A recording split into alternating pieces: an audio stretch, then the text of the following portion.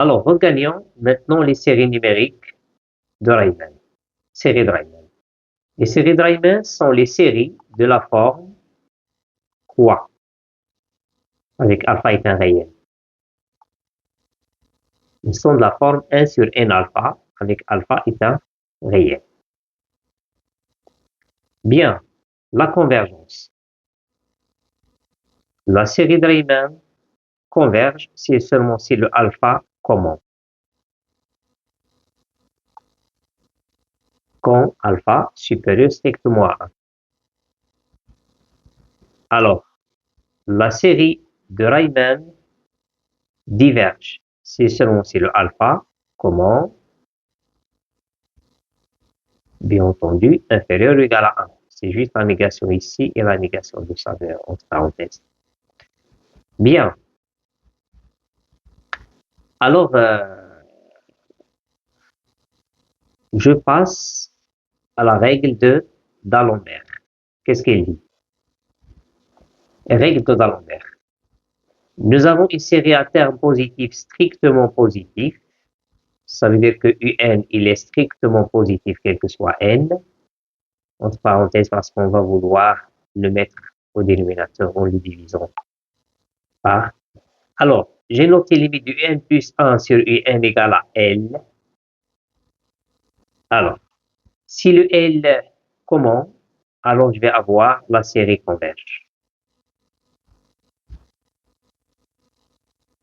Alors, si le L est inférieur strictement à 1, alors la série converge.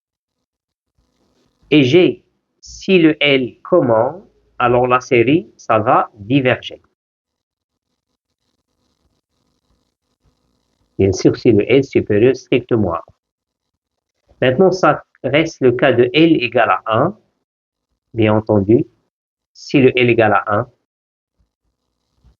donc ça, on ne peut rien conclure, tout est possible. On peut avoir convergence, tout comme on peut avoir divergence. Alors, voyons la comparaison série intégrale. Eh bien, j'ai ici une fonction qui est définie sur un n0 plus l'infini à valeur dans R. Et la fonction, je l'ai supposée positive, continue par morceaux et décroissante. Pour tout cas, nous avons que le f de k compris entre l'intégrale ft dt. Qu'est-ce qu'il y a ici dans les deux bornes? Bien sûr, ça, vous pouvez le vérifier avec le fait que f est décroissante, mais ça, c'est très, très classique, il faut le savoir. Bien, on passe. Voyons maintenant la fonction f, toujours de n0 plus infini vers r, il est positive, continue par morceau décroissante. Si vous avez ça, alors, cette série-là, de terme général, ce que je vous encadre ici, l'intégrale de n-1, n f de dt moins f de n, ça sera comment? Eh bien, ça sera une série convergente.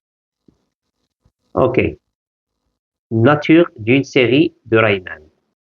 Ça, en fait, on l'avait déjà vu en haut, seulement je l'ai injecté ici, c'est juste parce que c'est une conséquence de ça. Voyons maintenant les séries alternées. Séries alternées. Très brièvement, on appelle série alternée toute série de l'une des formes moins 1 puissance n alpha n ou moins 1 puissance n moins 1 alpha n avec le alpha n qui est ici et ici est une suite positive.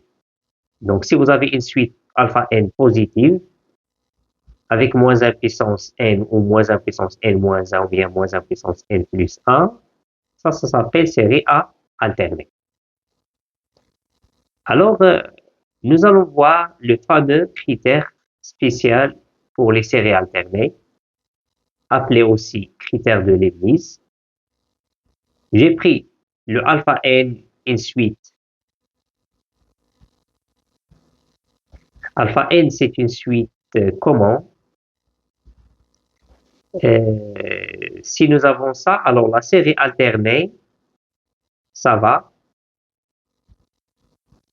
Alors voyons. Si alpha n est une suite décroissante de limite nulle, retenez, décroissante de limite nulle, alors le critère spécial pour les séries alternées, dit aussi critère de Leibniz, il vous dit que cette série alternée, ça va être convergente. Convergente si nous avons alpha n décroissant de limite nulle. Une deuxième conséquence que vous allez tirer si vous avez que le alpha n il est décroissant de limite nulle, ça sera le signe du reste Rn. Le signe du reste Rn, ça sera le signe du premier terme dans Rn. Encore la valeur absolue du reste est inférieure ou égale à la valeur absolue du premier terme. Voilà. Ainsi, en particulier, par exemple, vous avez cette somme-là qui débute à partir d'un certain n0. Ici, ça sera le signe du premier terme dans cette somme-là. Bien sûr, le premier terme ici, c'est qui? C'est remplacer juste le petit k par n0, ça sera moins 1 puissance n0 à k. Bien.